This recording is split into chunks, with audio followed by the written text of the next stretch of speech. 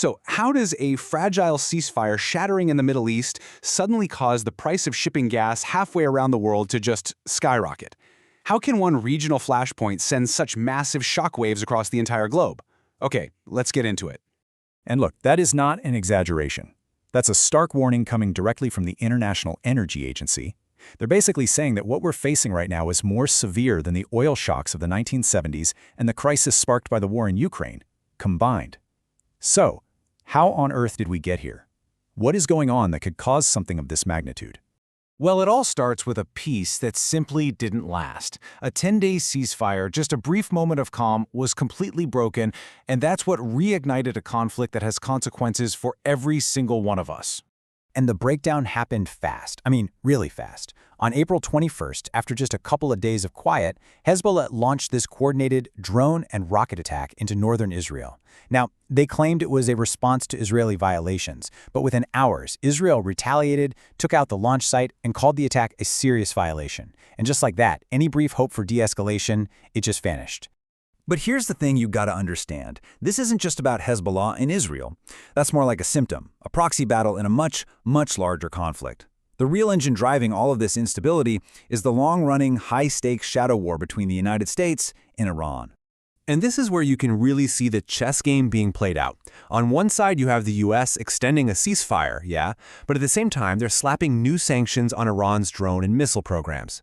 They're even expecting tankers way out in the Indo-Pacific. But on the other side, Iran's response is anything but quiet. They're protesting to the UN, putting their Revolutionary Guard on high alert, and making a very, very public show of force.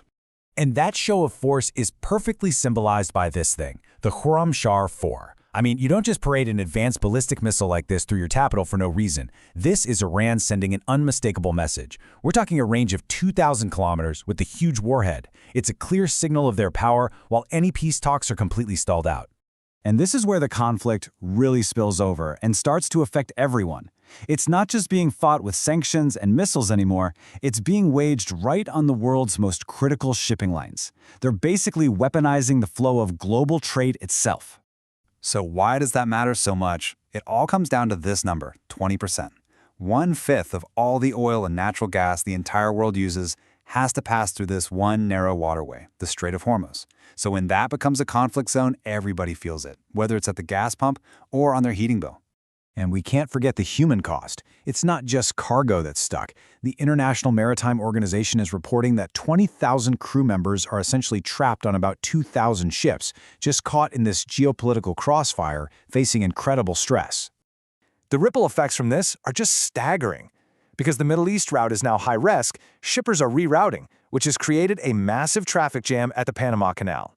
And get this, to avoid waiting in line, one single gas carrier paid nearly $4 million just to skip the queue. And that wasn't a one-off. Just look at this trend. The average price for a priority slot at the canal shot up from around $130,000 to nearly $400,000 in just a month. Now, some are paying over $3 million. That is a direct economic consequence of a conflict happening thousands of miles away. So you add all of this up, the military moves, the logistical nightmare, and it's all creating a severe economic shockwave. It's that unprecedented energy crisis the IEA warned us about right at the top. This visual really puts it into perspective. The disruption we're seeing today is a perfect storm. You've got the Hormuz bottleneck, plus the lingering effects of the war in Ukraine, all creating this pressure cooker situation that's unlike anything we've really seen before.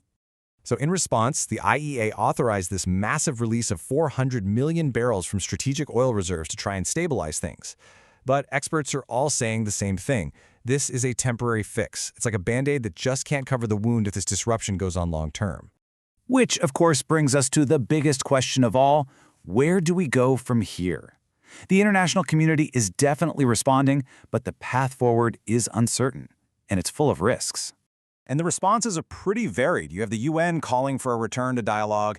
Pakistan, which helped broker the ceasefire in the first place, is urging both sides to stick with it. But then you have the European Union taking a much harder line, agreeing to expand sanctions on Iran specifically to protect those shipping lanes. It's a clear split between diplomatic hopes and concrete pressure.